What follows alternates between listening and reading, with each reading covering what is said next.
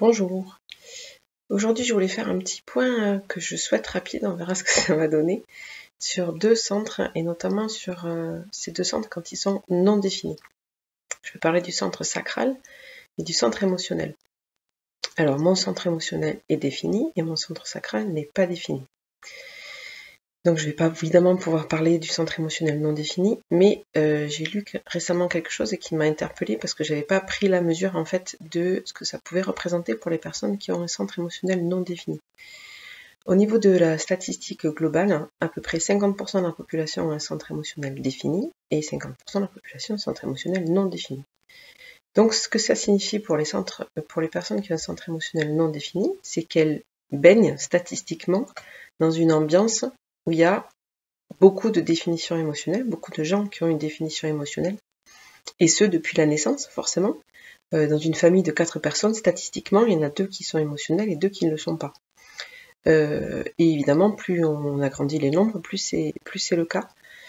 Et donc ça veut dire que ces personnes non émotionnelles baignent potentiellement, réellement, dans un bain d'émotionnalité en permanence depuis la naissance. Et donc ça fait que leur centre émotionnel non défini capte et amplifie les émotions des autres en permanence en fait.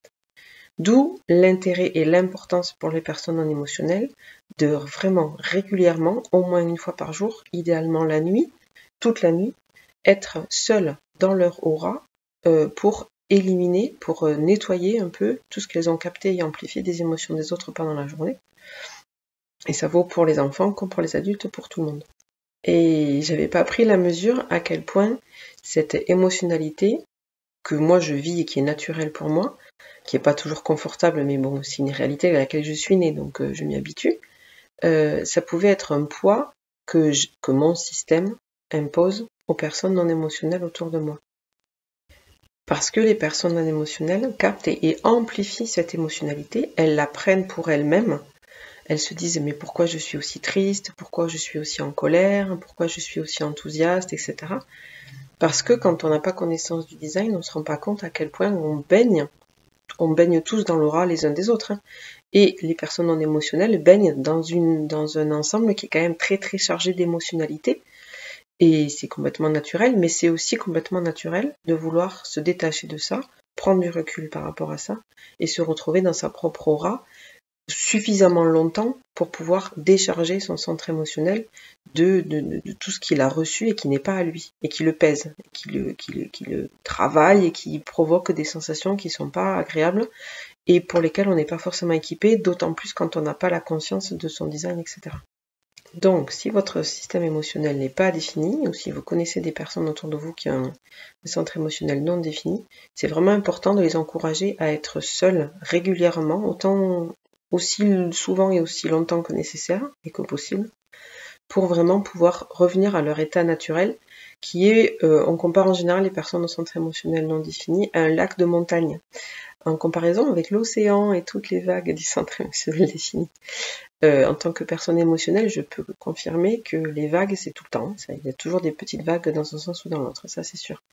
Mais ces personnes non émotionnelles ont vraiment besoin de se retrouver régulièrement dans cet état beaucoup plus serein, beaucoup plus calme.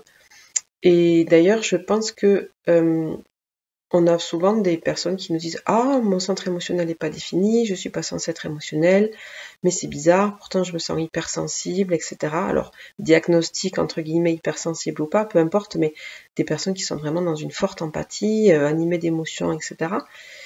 Il est possible, alors je vais pas m'avancer là-dessus, puisqu'encore une fois c'est pas quelque chose que je ressens, mais il est fort possible que ce que ces personnes ressentent en fait c'est juste la charge des émotions de toutes les personnes émotionnelles qu'elles ont fréquentées tout le temps, et qu'elles continuent à fréquenter tout le temps. Parce que quand on dit être seul dans son aura, l'aura c'est 2 fois la taille des bras. J'étends mon bras et je rajoute un bras en longueur de l'autre côté, et de ce côté, et de ce côté, et de ce côté dans tous les sens. Donc être vraiment seul dans son aura, c'est être seul dans une espèce de bulle de 3 mètres, à peu près de 3 mètres de rayon. On peut dire 4 mètres de diamètre, à peu près. C'est très grand. C'est très très grand. cette bulle qui constitue notre aura. Et ça traverse les murs, évidemment. Si on dort dans un appartement et que notre voisin dort de l'autre côté du mur, à côté de notre lit, eh bien il est dans notre aura. C'est grand. Donc à quel moment on se retrouve seul vraiment dans son aura aussi longtemps qu'on en a besoin?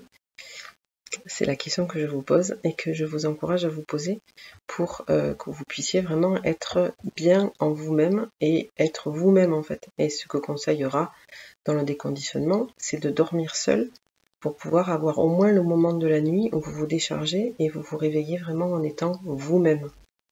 Voilà, donc je vous souhaite d'y arriver si vous en avez besoin, aussi souvent et aussi longtemps que vous en avez besoin, et d'arriver à le mettre en place petit à petit si c'est pas le cas. Et encore une fois, c'est pas un dogme, c'est juste une proposition d'expérimentation. Si ça vous parle, vous pouvez essayer, et si vous avez l'impression que vous n'avez pas besoin, ne vous embarrassez pas avec ça. Voilà, c'est juste une proposition et un petit rappel, parce que moi-même, j'avais pas pris la mesure à quel point on se charge vraiment de choses qui nous appartiennent pas. Et pareil, en tant que personne émotionnelle, pour moi, ça peut être à moi aussi de penser aux personnes non émotionnelles autour de moi et de leur proposer régulièrement de prendre leur distance et de leur laisser du temps toutes seules et de pas toujours chercher à comprendre pourquoi elles vont bien, pourquoi elles vont pas bien, etc. et simplement leur laisser du temps toutes seules. Voilà. Bonne journée, prenez soin de vous.